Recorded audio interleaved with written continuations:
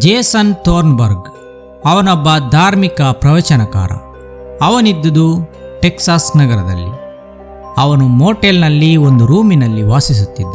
ಕೆಲ ವರ್ಷದ ಹಿಂದೆ ಆತನ ಮನೆ ಬೆಂಕಿ ಅವಘಡವೊಂದರಲ್ಲಿ ಸುಟ್ಟು ಹೋದುದರಿಂದ ಬೇರೆ ವಿಧಿಯಿಲ್ಲದೆ ಆತ ಮೋಟೆಲ್ನಲ್ಲಿ ಉಳಿದುಕೊಳ್ಳಬೇಕಾಯಿತು.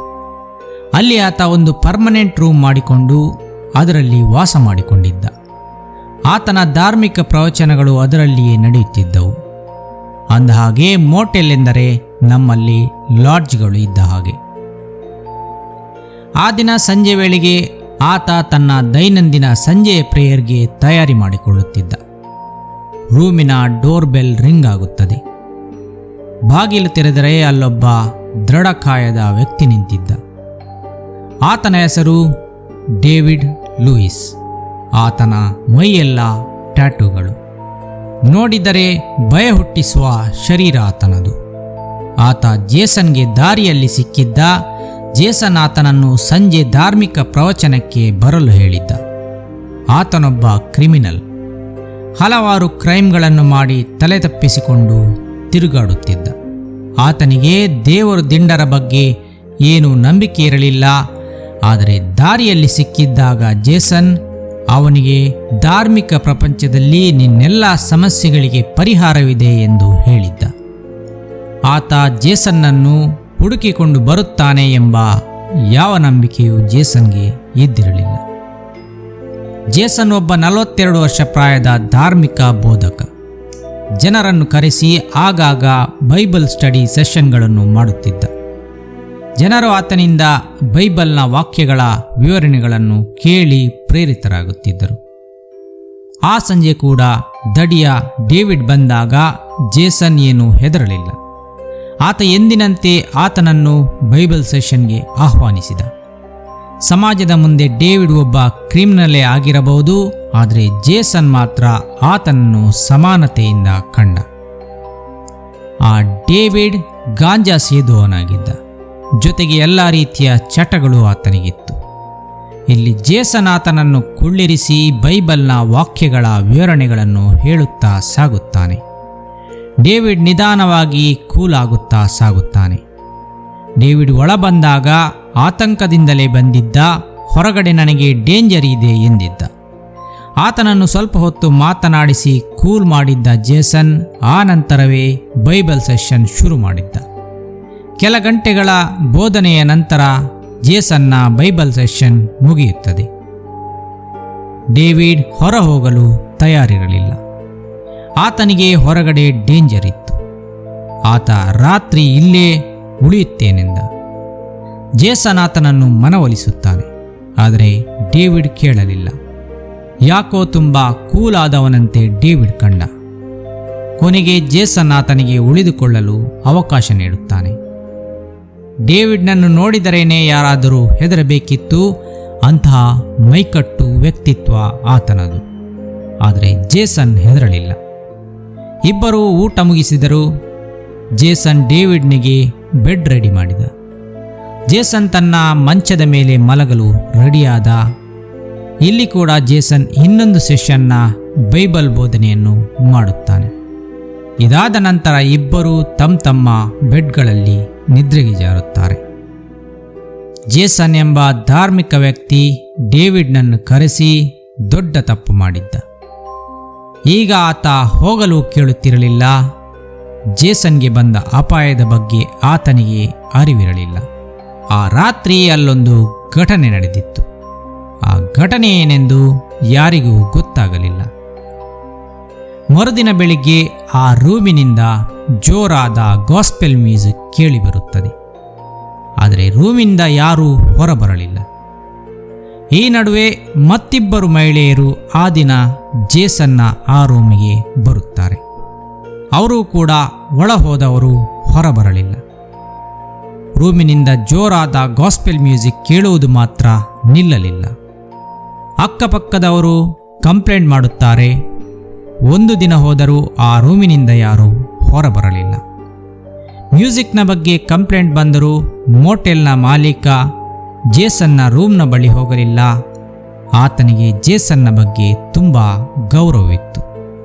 ಹೀಗೆ 5 ದಿನ ಕಳೆಯುತ್ತದೆ. ಆ ರೂಮ್ನ ಮ್ಯೂಸಿಕ್ ನಿಂತಿರಲಿಲ್ಲ. 5ನೇ ದಿನ ಆ ರೂಮ್ನಿಂದ ಮ್ಯೂಸಿಕ್ ಬರುವುದು ನಿಂತು ಹೋಗುತ್ತದೆ. ದೃಢಕಾಯದ ವ್ಯಕ್ತಿಯೊಬ್ಬ ಹೊರಬರುತ್ತಾನೆ. ಆತ ಇಡೀ ದೇಹವನ್ನು ಕವರ್ ಮಾಡುವ ಹ್ಯಾಜ್ಮ್ಯಾಟ್ ಸೂಟ್ ಒಂದನ್ನು ಧರಿಸಿದ್ದ.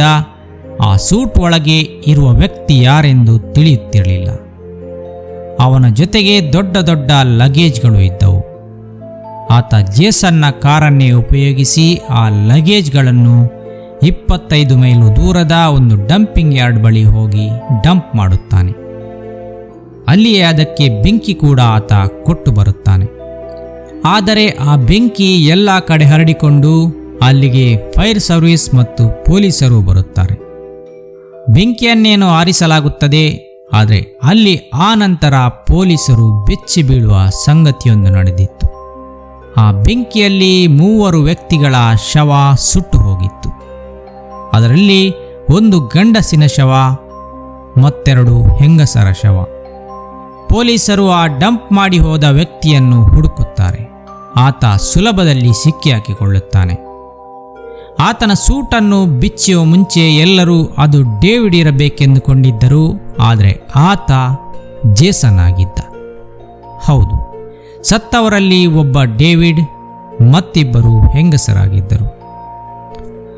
5 ದಿನದ ಹಿಂದೆ ಆ ರಾತ್ರಿ ಜೇಸನ್ ಮತ್ತು ಡೇವಿಡ್ ಮಲಗಿದಾಗ ತುಂಬ ಹೊತ್ತಿನವರೆಗೂ ಇಬ್ಬರಿಗೂ ನಿದ್ದೆ ಬಂದಿರಲಿಲ್ಲ. ಆ ನಂತರ ಡೇವಿಡ್ ನಿಧಾನವಾಗಿ ನಿದ್ದೆಗೆ ಜಾರಿದ್ದ. ಆದರೆ ಜೇಸನ್ ಮಾತ್ರ ಬೇಕಂತಲೇ ನಿದ್ದೆ ಮಾಡದೆ ಕಾಯುತ್ತಿದ್ದ.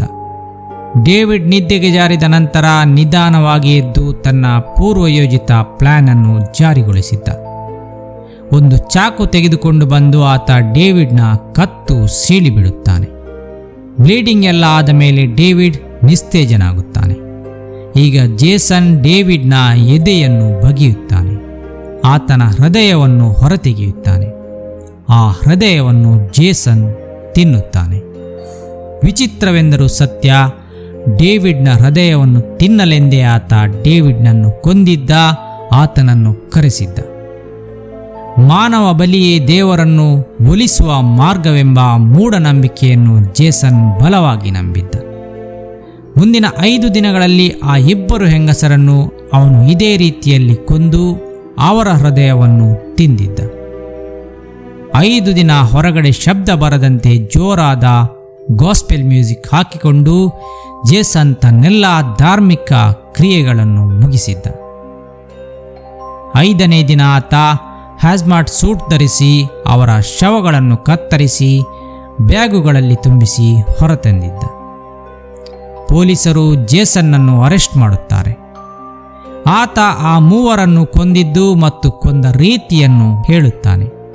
ಇದೊಂದು ಧಾರ್ಮಿಕ ಕ್ರಿಯೆಯಾದುದರಿಂದ ತಾನು ದೇವರನ್ನು ಖುಷಿಪಡಿಸುತ್ತಿದ್ದೇನೆ ಎನ್ನುತ್ತಿದ್ದ. ಆಮೇಲೆ ವಿಚಾರಣೆಯಿಂದ ತಿಳಿದು ಬರುತ್ತದೆ, ಜೇಸನ್ ಈ ರೀತಿ ಬಲಿ ಕೊಟ್ಟಿದ್ದು ಇದೇ ಮೊದಲಲ್ಲ ಎಂಬುದು.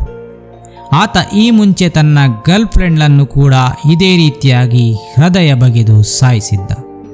ಹಾಗೆಯೇ ತನ್ನ ಮನೆಯಲ್ಲಿದ್ದ ರೂಮ್ಮೇಟ್ನನ್ನು ಇದೇ ರೀತಿ ಸಾಯಿಸಿ ಹೃದಯವನ್ನು ತಿಂದಿದ್ದ.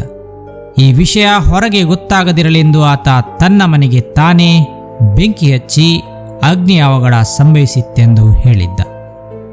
ಸಾಕ್ಷಿಯನ್ನೆಲ್ಲ ನಾಶ ಮಾಡಲು ಈತ ತನ್ನದೇ ಮನೆಗೆ ಬೆಂಕಿ ಇಟ್ಟಿದ್ದ. ಇದಾದ ನಂತರ ಕೇವಲ 5 ಜನರು ಮಾತ್ರವಲ್ಲ, ಮತ್ತಷ್ಟು ಜನರು ಜೇಸನ್ಗೆ ಬಲಿಯಾಗಿದ್ದರು ಎಂಬುದು ತಿಳಿಯುತ್ತದೆ. ಅವರೆಲ್ಲರ ಹೃದಯವನ್ನು ಆತ ತಿಂದಿದ್ದ. ಆದರೆ ಆ ಜನರುಗಳ ಬಗ್ಗೆ ಸಾಕ್ಷಿಗಳು ಸಿಗಲಿಲ್ಲವಾದ್ದರಿಂದ ಪೊಲೀಸರಿಗೆ ಆತನ ಬೇರೆ ಕ್ರೈಮ್ಗಳನ್ನು ಸಾಬೀತು ಮಾಡಲು ಸಾಧ್ಯವಾಗಲಿಲ್ಲ. ಧಾರ್ಮಿಕ ಕ್ರಿಯೆ ಎಂದು ಆಚರಿಸಿ 5 ಜನರನ್ನು ಹತ್ಯೆ ಮಾಡಿದ್ದಕ್ಕಾಗಿ ಜೇಸನ್ ಥೋರ್ನ್ಬರ್ಗ್ಗೆ ಮರಣದಂಡನೆ ಶಿಕ್ಷೆಯಾಗಿದೆ. ಸ್ನೇಹಿತರೆ, ಇದು 2021ರ ಸೆಪ್ಟೆಂಬರ್ನಲ್ಲಿ ನಡೆದ ನೈಜ ಘಟನೆ. ಅಮೆರಿಕಾದ ಟೆಕ್ಸಾಸ್ ನಗರದಲ್ಲಿ ನಡೆದ ಈ ಘಟನೆ ಮೂಢನಂಬಿಕೆಗೆ ಮಾನವ ಬಲಿ ನೀಡಿರುವ ಘಟನೆಯಾಗಿ ದಾಖಲಾಯಿತು. ಜೇಸನ್ ಎಂಬ ಗೋಮುಖ ವ್ಯಾಘ್ರ ಧಾರ್ಮಿಕ ಪ್ರವಚನದ ಹೆಸರಲ್ಲಿ ಜನರನ್ನು ಮರುಳು ಮಾಡಿ ಅವರನ್ನು ಬಲಿ ಕೊಡುತ್ತಿದ್ದ. ಆ ದಿನ ಕ್ರೂರ ವ್ಯಕ್ತಿತ್ವದ ಕ್ರಿಮಿನಲ್ ಡೇವಿಡ್ ಬಂದಾಗ ಆತ ನನಗೆ ಹೊರಗಡೆ ಡೇಂಜರ್ ಇದೆ ಎಂದಿದ್ದ, ಆದರೆ ಡೇವಿಡ್ನಿಗೆ ಒಳಗಡೆ ದೊಡ್ಡ ಡೇಂಜರ್ ಕಾದಿದೆ ಎಂಬುದು ಗೊತ್ತಾಗಲೇ ಇಲ್ಲ. ಆ ನಗರದಲ್ಲಿ ಅಮಾಯಕ ಜನರು ಒಬ್ಬನ ಮೂಢನಂಬಿಕೆಗೆ ಬಲಿಯಾಗಿದ್ದರು.